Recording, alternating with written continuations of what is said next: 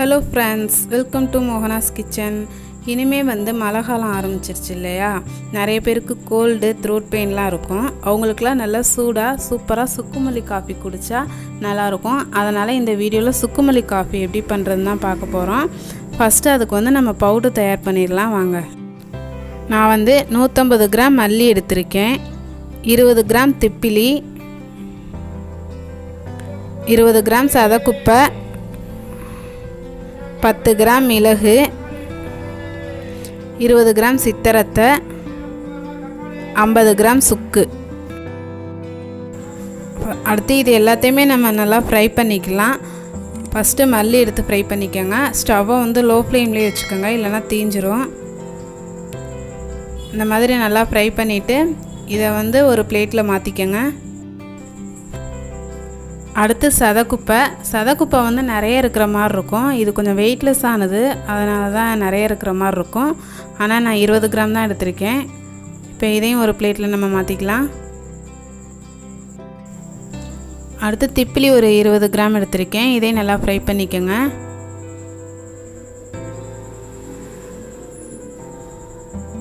மிளகு வந்து 10 கிராம். மிளகு வந்து கொஞ்சம் காட்டமாக இருக்கும், அதனால் நம்ம கம்மியாகவே சேர்த்துக்கலாம்.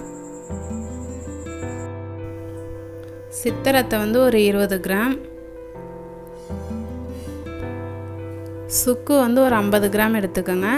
சித்தரத்தையும் சுக்கும் ஃப்ரை பண்ணுறதுக்கு முன்னாடி இந்த மாதிரி நல்லா தட்டிக்கங்க. அப்போ தான் நம்ம மிக்சியில் போட்டு அரைக்கும் போது நல்லா நைஸாக பவுட்ரு ஆகும். இப்போ எல்லாம் ஃப்ரை பண்ணியாச்சு. இதையும் நம்ம ஒரு பிளேட்டில் மாற்றிக்கலாம். இது வந்து கொஞ்சம் நேரம் நல்லா ஆற விட்டு நல்லா பவுடராக போட்டு அரைச்சிருத்தரலாம். இப்போ இது எல்லாத்தையுமே நல்லா நைஸாக பவுடராக அரைச்சி எடுத்தாச்சு. அடுத்து இதில் நம்ம வந்து காஃபி போட்டுடலாம். நான் வந்து 2.5 கப் தண்ணி ஊற்றிருக்கேன். இது வந்து 2 பேர்த்துக்கானது. தண்ணி வந்து கொஞ்சம் நேரம் கொதிக்கட்டும். இப்போ நல்லா கொதிக்குது. இதில் வந்து நம்ம சுக்குமல்லி பவுட்ரு போட்டுடலாம். நான் ஸ்ட்ராங்காக வேணுங்கிறதுக்காக 1.5 ஸ்பூன் போடுறேன். உங்களுக்கு லைட்டாக வேணுன்னா 3/4 ஸ்பூன் போடுங்க. இதில் வந்து 2 ஸ்பூன் அச்சு வெல்லம் சேர்த்துக்கலாம்.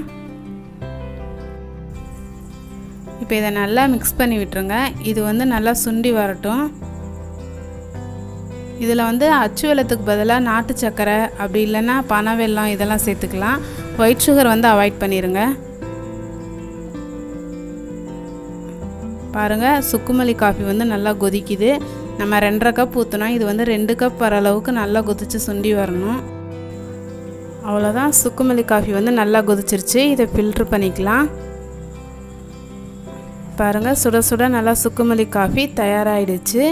இது வந்து வீக்லி 2 டைம்ஸ் மட்டும் குடிங்க. ஆனால் வீசிங் ப்ராப்ளம் உள்ளவங்க மட்டும் ஒரு நாள் விட்டு ஒரு நாள் குடிங்க, நல்ல ரிசல்ட்டு கிடைக்கும். அதுவும் நீங்கள் காலையில் எந்திரிச்சோன்னு குடிச்சிங்கன்னா இன்னும் நல்லாயிருக்கும். அவ்வளோதான், நம்மளோட சுக்குமல்லி காஃபி தயாராகிடுச்சு. கண்டிப்பாக இந்த மாதிரி நீங்களும் உங்கள் வீட்டில் ட்ரை பண்ணி பாருங்கள். ரொம்ப சூப்பராக இருக்கும்.